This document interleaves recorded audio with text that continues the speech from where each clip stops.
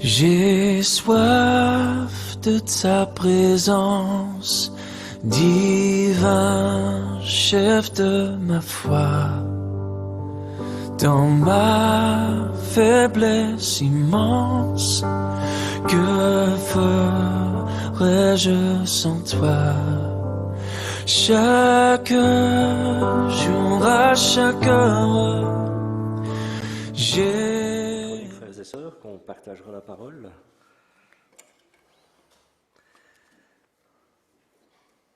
L'Ancien Testament. C'est un message facile pour les ados, pour les jeunes. On va capter ça facilement. On va parler d'Ézéchias. Alors, il ne faut pas confondre avec Ézéchiel, quand on a l'habitude d'entendre ces noms-là. Ézéchias, c'est un roi. Donc, était roi, son histoire, elle est très longue. L'histoire d'Ézéchias, on la retrouve dans le livre de 2 Rois, le livre de 2 Chroniques, dans le livre d'Ésaïe. C'est là qu'elle nous est racontée. Et souvent, Ézéchias, c'est un jeune qui avait 25 ans au moment où il a été déclaré roi. Et c'est un homme qui demandait le conseil de Dieu et pour l'appliquer dans sa vie. Il écoute ce que Dieu lui dit, comme nous ce matin. Ézéchias a été un don de Dieu pour son peuple parce qu'il a fait partie des bons rois. Il y a quelquefois de mauvais rois, hein, on peut regarder alentour de nous. On ne va pas faire de parallèle avec la politique, mais voilà, il y a des gens qui sont à la tête de leur pays qui ne le dirigent pas très bien. Pendant son règne, il devra souvent faire face à des problèmes. Parce qu'on pense qu'en étant roi, on n'a pas de problème et que tout coule de source parce qu'on a beaucoup d'assistance. Mais ce n'est pas comme ça que ça se passe. Il aura eu des difficultés dans sa vie, il devra faire face aux envahisseurs comme les Assyriens, les Babyloniens. Alors je vous situe au niveau de la géographie, la Syrie, ce n'est pas la Syrie où il y a Bachar el-Assad, ça c'est la Syrie côté ouest de l'Asie, mais c'est plutôt l'Asie Est, Mésopotamie, comme on l'appelait en face dans le temps, Mésopotamie, mais c'est l'Iran et l'Irak et encore les autres quelques pays qui sont dans cette sphère-là. Voilà d'où viennent les Assyriens. On ne confond pas non plus Assyriens et Syrie. On ne confond pas Ézéchias et Ézéchiel. Ézéchias est un homme qui, vers la fin de sa vie, a demandé à Dieu de vivre 15 années de plus. Ça, c'est intéressant. Je pense que tout le monde le sait, que Ézéchias, un jour, alors qu'il était malade, et que Dieu lui signifie que c'est la fin, et d'ailleurs, il lui dit de mettre de l'ordre dans ses affaires, eh bien, il va demander à Dieu de prolonger sa vie de 15 ans. Est-ce que Dieu va le faire? Eh bien, oui, c'est exceptionnel que Dieu va accorder 15 années de plus à Ézéchias. C'est intéressant. On ne va pas tout développer de la vie d'Ézéchias parce qu'on va durer trop longtemps et on a un timing de 20 à 25 minutes. Mais Ézéchias va obtenir ce qu'il a demandé à Dieu. Et Dieu va lui répondre parce que c'est lui qui est le créateur de toutes choses, c'est lui qui a créé l'homme. Il sait d'ailleurs le nombre des jours qu'il nous reste à vivre, il sait le temps qu'il nous donne de vivre. Ésaïe 38, verset 5, c'est là que cette parole est écrite, où le Seigneur va lui dire, donc va lui apporter la preuve de sa promesse. Parce qu'en fait, Ézéchias, il n'est pas encore satisfait de sa demande et de sa requête. Il va demander une preuve de la promesse de Dieu. Et alors, il va lui répondre ceci, par rapport à sa promesse. Ésaïe, chapitre 38, verset 8, c'est là qu'est la réponse. Et ça m'a fait tilt quand j'ai vu sur l'écran ici les degrés de David, parce que dans la Bible, version second, ou version Scofield, il est parlé de degrés. Ça veut dire les degrés, ce sont les escaliers. Donc quand si vous avez vu le premier verset que Serge avait aligné tout d'abord sur l'écran en premier lieu, il faisait marquer les degrés. Donc les pèlerins, en montant vers Jérusalem, montaient par graduation. Et là, ce qui va se passer pour Ézéchias, c'est qu'il va voir l'ombre reculer sur les escaliers qui sont près d'un mur. Alors, si vous êtes observateur, vous avez déjà tous vu l'ombre du soleil qui joue. Hein, et quelquefois, on essaye d'ailleurs, quand on est enfant, de marcher sur son ombre. Mais on remarque que le soleil, la terre tournant, le soleil progresse et que l'ombre change d'emplacement. Et c'est ce qui s'est passé. Et voilà ce qu'il entend comme réponse, Ézéchias. Sur l'escalier d'Akaz, donc c'est un lieu, qui était au soleil, l'ombre est descendue. Eh bien, le Seigneur la fera remonter de 10 marches, donc de 10 degrés, c'est ça les degrés. Alors le soleil est revenu sur les 10 marches que l'ombre avait couvertes. 10 marches, c'est quand même, c'est beaucoup. On ne peut pas échapper à remarquer ce phénomène. Ça, c'est la réponse que Ézéchias a eue venant de Dieu, pour authentifier ce qu'il venait de lui dire. On peut supposer que c'est un miracle, on peut penser tout ce qu'on veut, ou bien que la rotation du soleil a fait une marche arrière, ou bien que les degrés du soleil, les rayons du soleil se sont rétractés, peu importe. Encore une fois, on en revient à raisonner et se dire Dieu est créateur de toutes choses, ce n'est pas un problème pour lui que d'arrêter le soleil, que de faire reculer l'ombre du soleil. Mais de toute façon, Ézéchias a été réconforté et il a eu ces 15 années confirmées par justement ce qu'il venait de voir. Mais Ézéchias, bien sûr, a été reconnaissant à Dieu de ce qui s'est passé et c'est peut-être à ce moment-là, dans ces 15 années-là, qu'il a commis une erreur que je vous inviterai à lire ou à relire chez vous dans le chapitre 39 donc, du livre des Chroniques. Mais pour nous, on va regarder à Ézéchias et à un deuxième homme qui s'appelle Sankérib, qui est le chef de guerre des Assyriens, comme je vous ai parlé il y a quelques instants. Deux hommes que tout oppose, parce qu'il y en a un qui veut servir Dieu, qui veut rester fidèle. Donc il s'agit d'Ézéchias qui veut rester fidèle à Dieu dans sa vie, et l'autre qui n'en a que faire de Dieu. Il le connaît, il sait qu'il existe, mais il le repousse et veut rejeter Dieu dans sa vie. Il terminera d'ailleurs, Sankérib, sa vie de façon dramatique et violente. On le verra plus tard. Alors on va lire maintenant, pour se mettre un peu dans le décor, de ce qu'était encore un peu Ézéchias, quel était son personnage, qu'est-ce que la Bible dit de lui. L'histoire, on ne va pas la lire, je vous donnerai la référence tout à l'heure et vous la noterez, si vous voulez, je vous la donnerai dans le développement. Alors, 2 Chroniques chapitre 31, verset 20. Voilà ce que fit Ézéchias dans tout Juda. Il fit ce qui est bien, ce qui est droit, ce qui est vrai, devant l'Éternel son Dieu. C'est ce qu'on vient de voir. Il travailla de tout son cœur, donc il servit Dieu, et il réussit dans tout ce qu'il entreprit, en recherchant son Dieu, en agissant ainsi, il a cherché Dieu. Nous pourrions dire qu'Ézéchias était un entrepreneur, un réformateur pour Dieu, dans le chapitre 31. Il a eu un père qui n'a pas été exemplaire. Son père s'appelait Akaz, d'où vient le nom de l'escalier de son père, quand il habitait, parce qu'ils ont presque régné en même temps. Et puis quand son père est décédé et que donc il est parti, eh bien c'est Ézéchias qui l'a remplacé. Et il n'a pas voulu reproduire ce que son père a fait. Et on se rappelle donc que Akaz, pour ceux qui connaissent un peu l'histoire, c'est ça que je vous dis que c'est une histoire complexe. Eh bien, il a fait allégeance avec les Assyriens, avec ces gens de guerre. Il les adorait, il adorait d'autres dieux. Il avait fermé le temple, il avait fermé la maison de l'Éternel. C'était devenu un dépôt d'ordures. C'était monstrueux ce qu'il avait fait.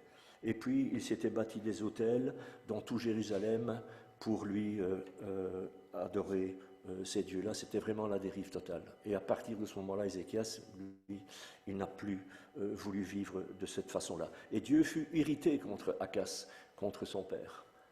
Mais jamais il ne s'est tourné vers Dieu. Il a continué à pécher contre Dieu. On pourrait dire qu'il aurait pu donner la main à Sankérib, ou Sanakérib dans certaines versions.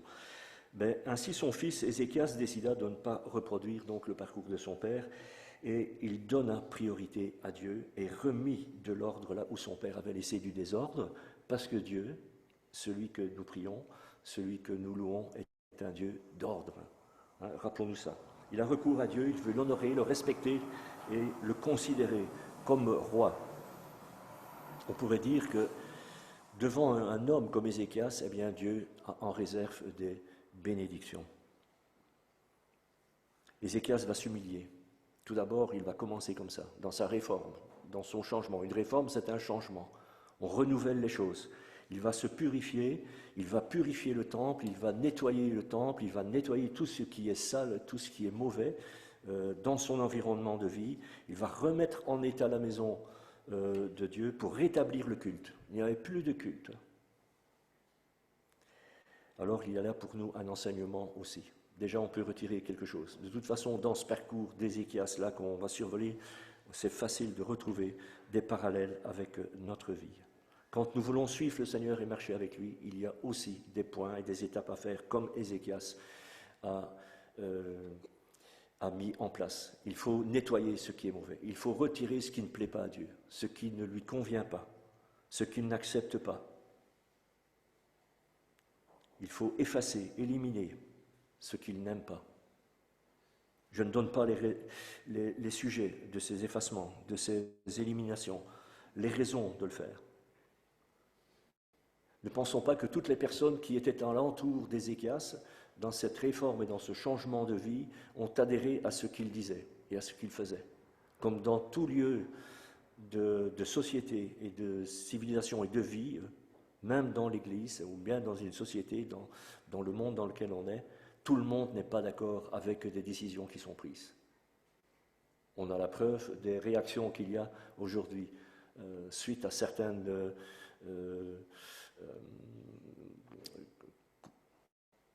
envies d'enseigner les enfants, je vais dire le mot évras. Vous voyez les réactions qu'il y a. Donc tout le monde n'est pas d'accord. Ben, du temps d'Ézéchias, tout le monde n'était pas d'accord avec ce qu'il faisait. Il n'a pas eu la main de tous. Certains se sont moqués, d'autres se sont éloignés et ont quitté Ézéchias. Mais malgré tout, il a persévéré et il est devenu le leader, puisqu'il est devenu un roi, le chef pour son peuple. Et il a parlé au cœur de chacun et de ceux et celles qui voulaient bien le suivre et qui voulaient bien l'écouter. Il continua à chercher Dieu de tout son cœur et il connut le succès. On vient de lire les versets là. Il réussit dans tout ce qu'il entreprit en recherchant Dieu. C'était sa priorité. Alors j'ai prononcé un mot. Dans tout ce qu'il avait entrepris, il connut le succès. Alors, quelle est la définition que l'on donne à ce mot « succès » dans notre vie? Comment on peut considérer ce mot-là? Qu'est-ce que ça veut dire? D'abord, le succès. Réussite, voilà, exactement. C'est la réussite. Comme dans un travail, on peut réussir dans son travail et on a la réussite du travail que l'on a fait. On obtient des résultats. Napoléon Ier, il a dit, c'est le succès qui fait les grands hommes. Bon, ça, c'est Napoléon qui l'a dit, mais nous, on a dit que c'est la réussite. Et par rapport à nos convictions, par rapport à notre vie chrétienne, être dans le succès, avoir de la réussite, c'est quoi dans notre vie chrétienne lorsque l'on connaît Dieu, que l'on suit le Seigneur, dans notre vie spirituelle? C'est réussir notre vie avec Dieu, c'est réussir notre marche, notre parcours de vie. Oui, il y a quelques réponses qui circulent. Pardon? Être dans les plans de Dieu. Voilà, il faut les rechercher, il faut lui demander. Pourtant, on vient de dire qu'Ézéchias est un homme qui plaisait à Dieu, qui a réussi et qui, dans tout ce qu'il faisait, et pourtant, alors qu'il était roi, qui cherche Dieu, qui veut plaire à Dieu, qui veut rester fidèle, eh bien, il a des contraintes dans sa vie. Il a justement l'invasion des Assyriens qui viennent perturber sa vie paisible, sa vie dans laquelle il n'avait jamais de problème. Non, c'est pas vrai. C'est pas vrai. Il était dans une phase et dans une période de guerre. Ce n'était pas une vie tranquille qu'il avait.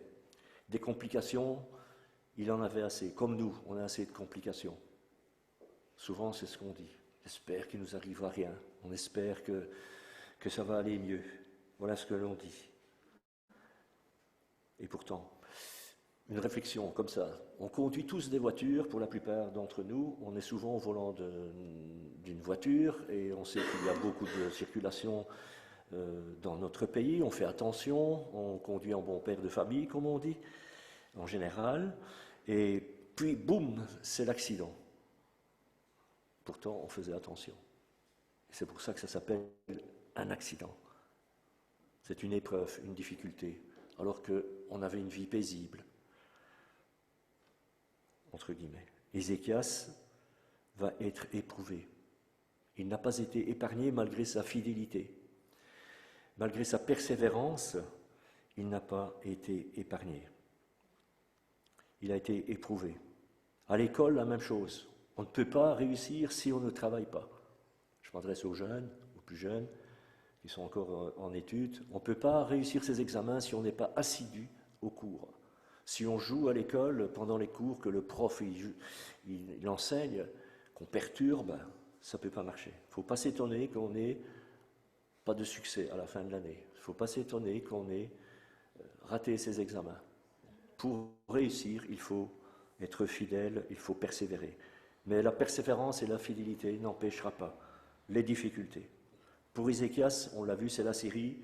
Malgré son engagement, cet ennemi-là veut déstabiliser et veut s'emparer d'une partie de la vie d'Ézéchias, sous la forme de cette ville de Jérusalem qu'il aimait. Sa confiance et sa foi vont en prendre un coup. Il va peut-être essayer de négocier avec Sanchérib, parce que cet homme-là fait de la pression sur son peuple et fait pression sur lui.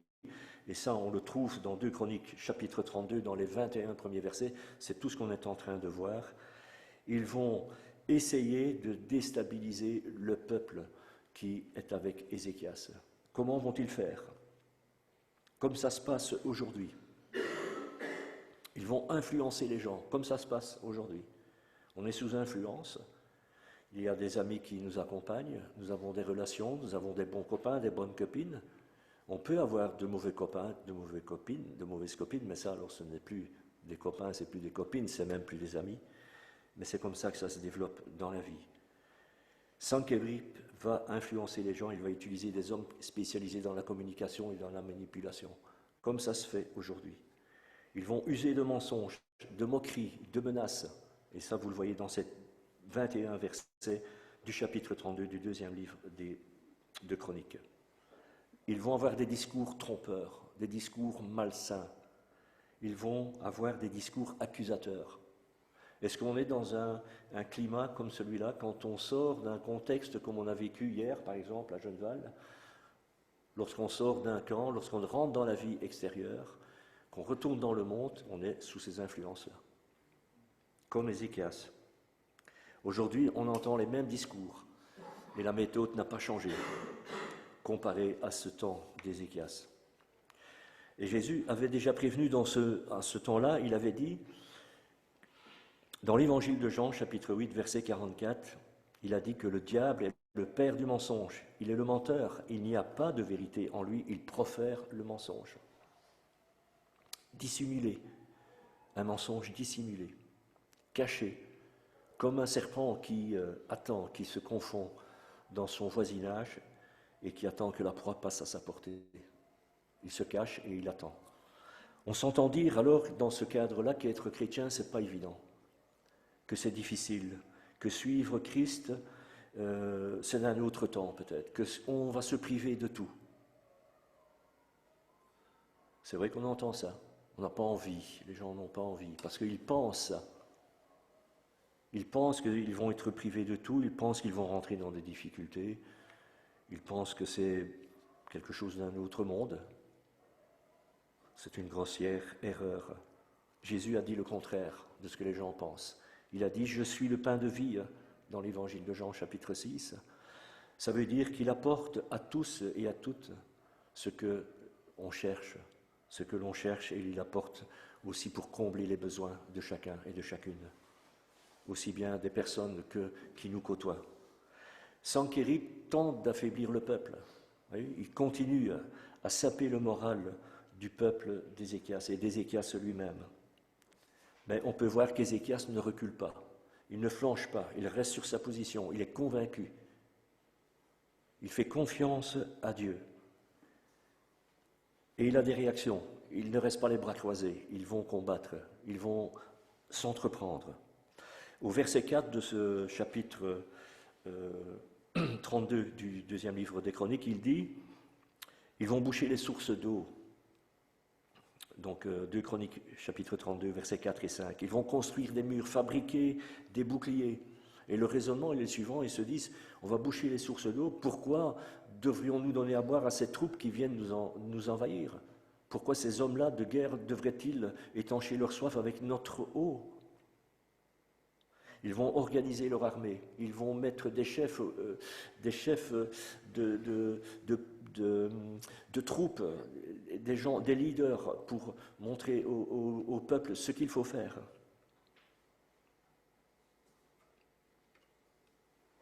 Ézéchias n'écoute pas les blasphèmes, il n'écoute pas les mensonges. Il ne se laisse pas impressionner par l'influence de Sanchérib, malgré qu'ils sont harcelés. Ézéchias nous montre là un exemple de courage à suivre et à prendre comme modèle. On va peut-être se dire, oui, mais Ézéchias, il voyait Dieu. Non, il ne voyait pas Dieu.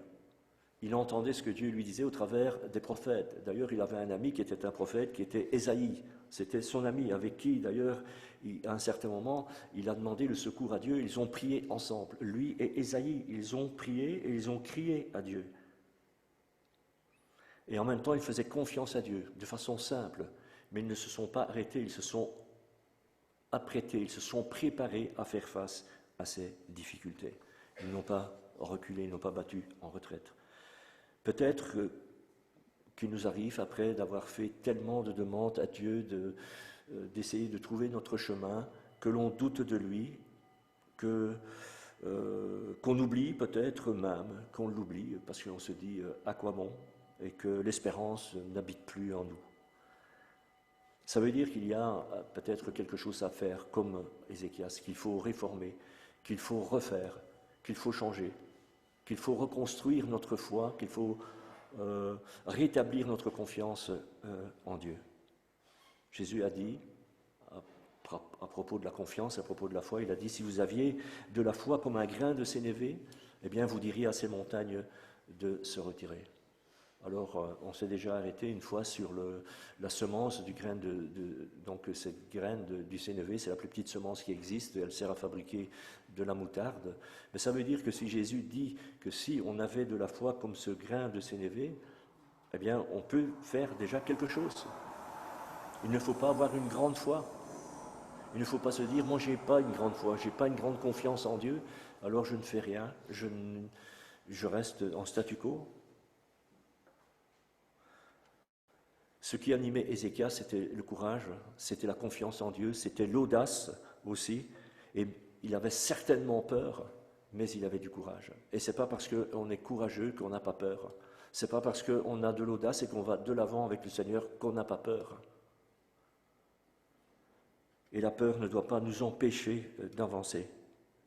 On peut aller de l'avant dans notre marche avec Dieu. On peut aller plus loin dans notre vie chrétienne avec le Seigneur. Ne nous laissons pas intimider par ce qui siffle à nos oreilles, par ce que nous entendons. Un peu plus loin, pour montrer le comportement, quelquefois des gens qui se disent, ou bien qui diraient, ben oui, mais ceux-là, ils réussissent quand même dans leur vie, alors qu'ils ne croient ni à Dieu ni à diable, et leurs affaires tournent bien, ils n'ont pas de difficultés. Ben ça, bien sûr, ils les cachent. Ça, je peux faire un pari avec vous, parce que je connais des gens qui sont sur ce tremplin-là et qui font semblant de ne pas avoir de problème, malgré qu'ils réussissent. On continue un peu plus loin notre histoire. Sanchérib et ses armées ont payé cher les mensonges et les blasphèmes, les intentions malveillantes à l'égard du peuple de Dieu. Quelquefois, on dit aussi qu'il n'y a pas de justice. Ben si, il y a une justice, on va le voir. J'ai dit tout à l'heure que l'histoire de Sankerib et sa vie va se terminer de façon dramatique et terrible, pour ces hommes aussi en premier. Mais on peut s'imaginer que peut-être que dans les troupes de Sankerib, il y avait des hommes qui entendaient ce qu'Ézéchias avait dit à son peuple, de faire confiance à Dieu. Et ils avaient peut-être envie d'aller écouter ce que Ézéchias avait comme Dieu, et d'entendre autre chose que non seulement des bruits de guerre ou des paroles de menace ou bien des paroles contraignantes dans ces troupes-là de Sankerib. Peut-être ils n'ont pas osé quitter l'armée ni les troupes et aller vers le peuple d'Ézéchias, vers le peuple de Dieu. Ils n'ont peut-être pas osé le faire. Mal leur en prit. Il est dit que dans la nuit qui suivit le jour où ils étaient dans cette plaine alentour des murailles de la ville qu'ils devaient prendre, eh bien Dieu intervient et 185 000 hommes vont trouver la mort en une nuit. Alors on est effaré quand on entend, bien sûr c'est triste, le nombre de morts qu'il y a sur 1 an et demi de guerre, puisqu'on est dans un contexte ici auquel on peut toujours bien faire référence et qui est à nos pensées, qui est dans notre esprit. Et là, c'est 185 000 morts en une nuit. Et on dit que Dieu ne fait pas justice. On dit toujours que Dieu est bon, qu'il ne se met pas en colère. Si, Dieu peut se mettre en colère. Et lorsque la colère de Dieu se met à frapper, il n'y a personne qui peut arrêter. Il suffit de regarder les éléments quand ils se déchaînent. En quelques instants, la vie de milliers de personnes bascule.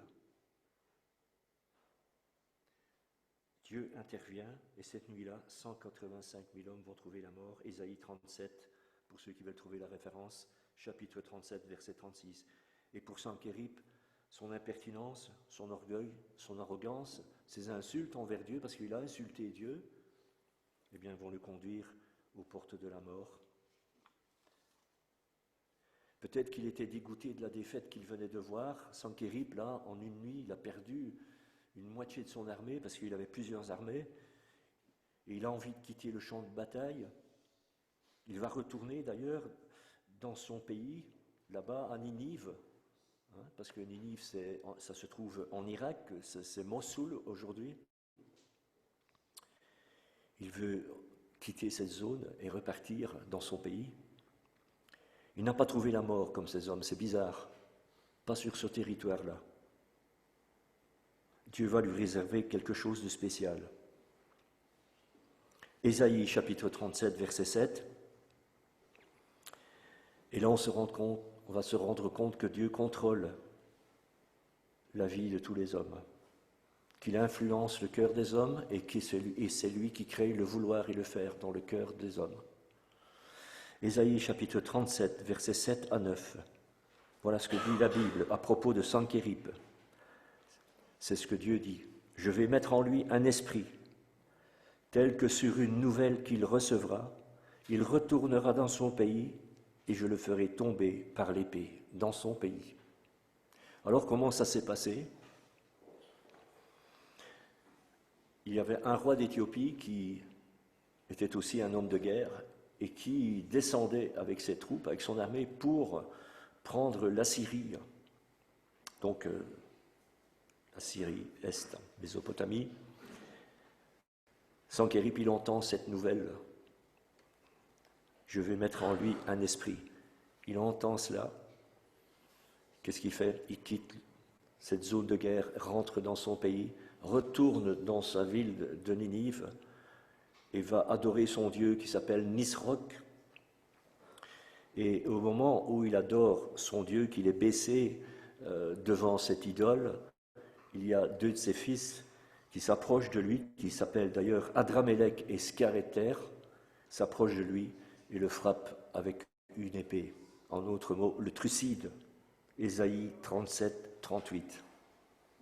Pour ceux qui veulent rechercher. Mort atroce, codifiée par Dieu à son encontre, alors qu'il s'est moqué de lui. Dans ce qu'on vient de survoler à propos d'Ézéchias, on se rappelle, il a connu le succès, on peut le dire. Mais un succès, bien sûr, malgré un parcours difficile et dangereux. Ézéchias a choisi la fidélité. Il n'a pas choisi la facilité, mais il a choisi la fidélité et l'obéissance à Dieu. C'est ce qu'on peut retirer de son histoire, une partie de son histoire. Alors, pour obéir à Dieu, qu'est-ce qu'on a dû constater? C'est qu'il a dû garder sa position. Il a dû prendre position. Alors qu'il encourageait un peuple qui ne l'a pas suivi à 100%, donc de là vient l'opposition, et qu'il a eu des avis contraires, des influenceurs aussi, des personnes qui lui ont dit, il faudrait peut-être faire autrement. Il a eu ce qu'on appelle des épreuves. Il a persévéré aussi dans la prière, on l'a vu aussi, avec son ami Ésaïe. Tous les deux, ils ont prié, alors que l'atmosphère et l'ambiance dans laquelle ils vivaient n'étaient pas favorables à se tourner vers Dieu et à prier Dieu. Quelquefois, on se dit comme... Et c'est de cela que vient notre abandon de nous tourner vers Dieu dans la prière. Parce qu'on est dans des contraintes, dans des difficultés, ou bien dans une trop grande charge d'activité. L'activisme est un des fléaux aussi de notre époque. Hein. L'activisme, c'est faire plein de choses. On veut faire plein de choses, mais après, on est surchargé. Et ça ne va pas toujours. Donc ce sont des épreuves. Ézéchias, dans tout cela, il a été patient. Il a attendu l'aide de Dieu, il a attendu le secours de Dieu. Il s'en est remis à Dieu. Voilà ce que nous pouvons dire. Je m'attends à toi, Seigneur. Et si on rentre dans cette réflexion-là, dans nos déboires, dans nos vies qui sont plus sombres, mais aussi dans nos vies lorsque ça coule de source, on peut adapter à notre personne ce raisonnement. Je m'attends à toi, Seigneur. Je continue à avancer avec toi. Et si on parvient à dire ça, que l'on marche de cette façon-là, c'est un excellent raisonnement. Dans notre fidélité à Dieu, on va dire, oui, mais comment être fidèle à Dieu? Comment faire? Eh bien, nous avons d'une façon facile et à notre portée sa parole, comme Ézéchias, dans laquelle on voit les conseils de Dieu, de le chercher avec un cœur entier pour lui, de nous en remettre à lui, même si on se dit, moi j'ai une petite foi, et eh bien non, il faut lui dire, et c'est pas pour ça que notre foi va grandir, mais avec le peu qu'on a, on peut rester fidèle à Dieu et progresser avec lui, continuer à marcher avec lui. On n'a pas tout dit du règne d'Ézéchias, parce que je vous l'ai dit, sa biographie et puis son parcours est dans 3 livres. Mais on va conclure sur cette pensée qui caractérise Ézéchias dans son comportement, dans son caractère et dans sa personne. Elle nous vient donc encore du livre d'Ésaïe au chapitre 26, verset 3. Voilà ce que la Bible dit. Ézéchias est tip-top, comme cela qu'il est défini. À celui qui est ferme dans ses sentiments, tu assures la paix parce qu'il se confie en toi. C'est aussi simple que ça. À celui qui est ferme dans ses sentiments. Les sentiments d'Ézéchias, ils ont été mis à l'épreuve dans sa vie. On l'a vu, on l'a survolé, brièvement bien sûr. Il a trouvé cette paix en Dieu malgré cette atmosphère défavorable de vie qui angoisse les gens. Je fais une petite parenthèse. Vous savez que le monde occidental est référencé comme étant des peuples faibles. Vous savez ça, par rapport aux peuples qui sont justement dans les extrêmes. On est reconnus, nous occidentaux, je ne dis pas la Belgique, mais les occidentaux sont reconnus comme des gens plus faibles. Donc on a alors probablement plus besoin que d'autres d'être confortés et d'être plus convaincus de ce que nous croyons, en qui nous croyons, et aussi d'avoir des sentiments plus affermis. Nous sommes reconnus comme ça, c'est une statistique. Ézéchias, donc, est ce modèle qu'il faut suivre, entre autres. Il y en a plein de modèles dans la Bible.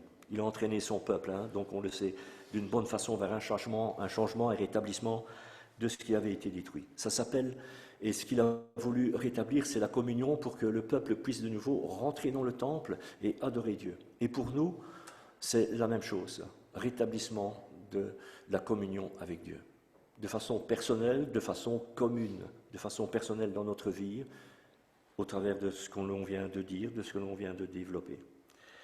Ne rien perdre de ce qui a été acquis. On va s'en rappeler tout à l'heure, de ce qui a été acquis par le sang de Christ. Veillant à nous débarrasser aussi, comme Ézéchias l'a fait, de ce qui empêche à Dieu de s'installer, au Seigneur de prendre toute la place, de rejeter les fausses idées qui viennent infecter quelquefois ou polluer nos raisonnements, qu'on ne parvient plus à avoir des raisonnements bien clairs, des idées bien claires, de rejeter tout cela et de demander à Dieu de nous purifier aussi de nos iniquités par le sang de Christ quand nous faisons faux bond, que nous nous mettons à l'écart. Continuons aussi de mettre notre main dans la sienne comme Ézéchias l'a fait, dans la main de Dieu, parce qu'aujourd'hui la main de Dieu elle est ouverte, mais comme dans un tribunal, si vous avez déjà regardé un juge, à un certain moment, lorsque l'auditoire est assis, il va saisir un marteau, sa main est ouverte, il prend le marteau et il frappe sur le bureau du tribunal en commençant le procès. Donc aujourd'hui, la main de Dieu est toujours ouverte pour recevoir, pour accueillir, mais un jour, il va prendre le marteau du jugement et il appellera chacun de nous pour faire une évaluation. Comme Ézéchias, allons-nous nous trouver devant le Seigneur purifiés, transformés, l'avons-nous servi, avons mis tous nos moyens, nos capacités à son service. Voilà, frères et sœurs, les plus jeunes, un peu, j'espère que vous avez réussi à capter. Je ne voulais pas encore descendre plus bas pour faire l'école du dimanche comme on le faisait. Mais voilà, alors, juste pour voir si vous avez écouté, on a parlé de deux hommes. Le premier s'appelle... Oui, Sam. Vas-y, Sam. Et le deuxième? Celui qui est le plus difficile, qui a été tué par ses fils. Sanchérib ou Sanachérib. D'accord? Voilà, alors on avait préparé quelques questions. C'est au moniteur vous allez les recadrer et remettre ce qui a été dit dans leur cœur. Sous la pression